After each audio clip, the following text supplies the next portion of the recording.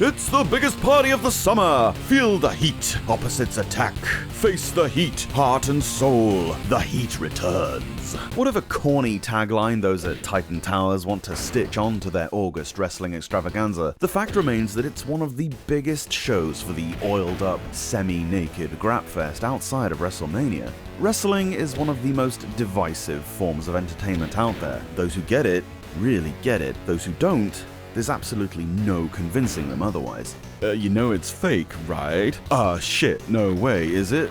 You know what else isn't real? Superhero movies, soap operas, reality TV, all scripted. Professional sport, rigged to high hell. Video games, man, they ain't real neither. Stop shitting on other people's enjoyment, yeah, you jabronis. Anyway, SummerSlam being this weekend, let's have a bash through every wrestling game released on the Game Boy and Game Boy Color. Let's just say, brace yourselves. Some of these are so bad, they could have been on Botchamania.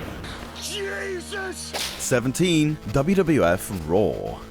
The worst Game Boy wrestling game came out in 1994, and if anyone's ever tried to watch an episode of Raw from then, this makes a lot of sense. I mean, Doink the Clown is in this game, which should tell you how depleted WWF's actual roster was in 94. LJN were involved, whose wrestling acumen was vaunted, at least in the action figure business. This wasn't their first Game Boy grappler, but it was definitely their worst. Ropey graphics, terrible sound design, and controls that barely work.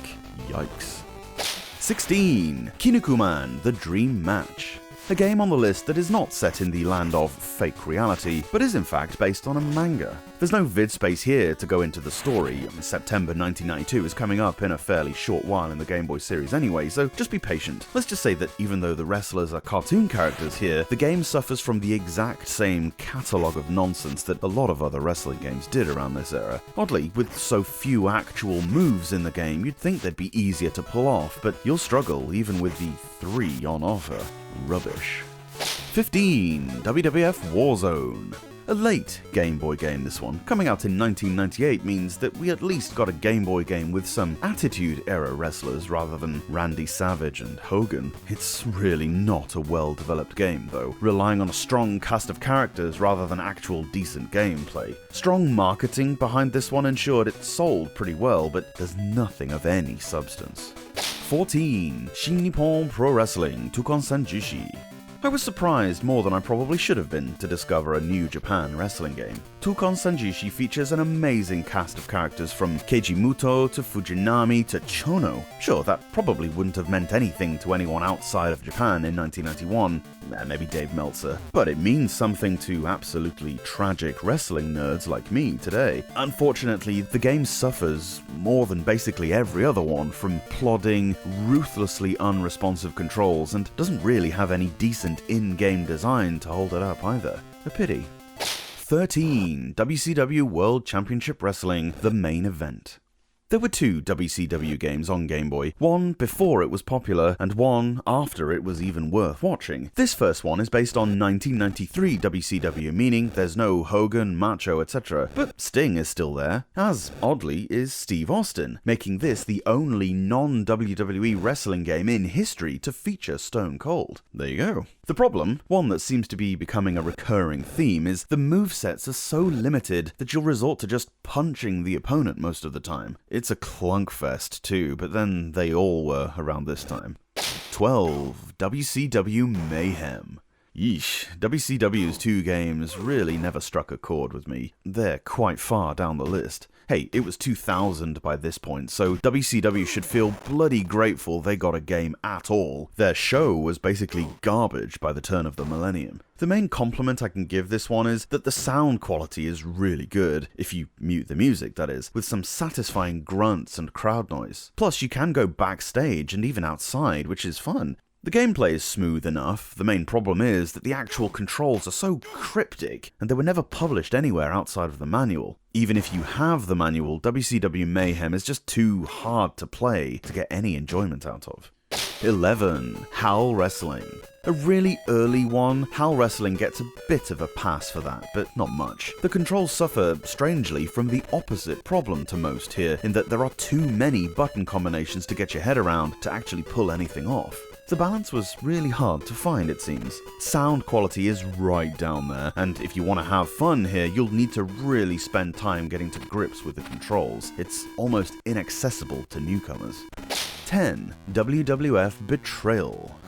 Not actually a wrestling game, but a side-scrolling beat-em-up. I'm including it though, because here you can take Austin, Triple H, Taker, or The Rock through a quest set by Vince McMahon to save his daughter Stephanie. A really fun concept, let down by incredibly limited controls, shonky hitboxes, and very irritating stun locks. Still, fans of Double Dragon or something might get a kick out of it.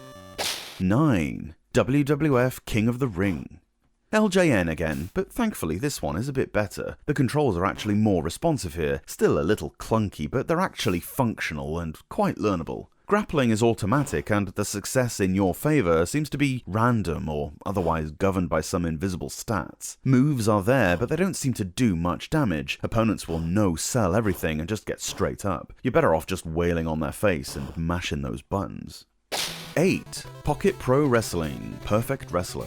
Look, you're never going to convince me that the Fire Pro Wrestling way of doing things is the best way. This series is a bit like deathmatch wrestling in that it has a fanatical following who absolutely swear by it, but most other people just can't get on board. I'm one of the latter. Still, if you do persist with it, Pocket Pro Wrestling is alright fun and a good precursor to the Fire Pro games on the GBA.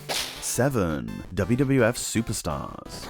There were 2 Superstars games on the system, and this first one, released back in 1991, was a good laugh, if a little bare bones. There were only 5 characters, none of whom had their signature moves, and the only match type was a singles match. This made sense when the sequel came out because this first time LJN and Rare worked on simply getting the fundamentals right. The sequel is undoubtedly better, but this is quite admirable.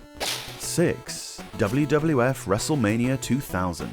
A Game Boy Color game that still worked on the older console meant that graphically this one was a bit more minimalist than its contemporaries, but the moves are fun to pull off and there are plenty of quotes relevant to WWF's Attitude era. Not a patch on the N64 game, obviously, but still comes recommended. 5. ECW Hardcore Revolution.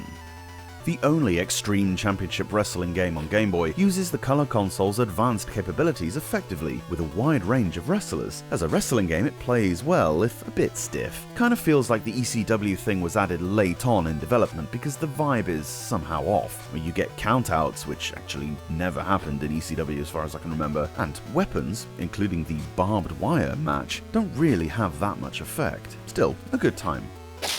4. Zenon Pro Wrestling Jet.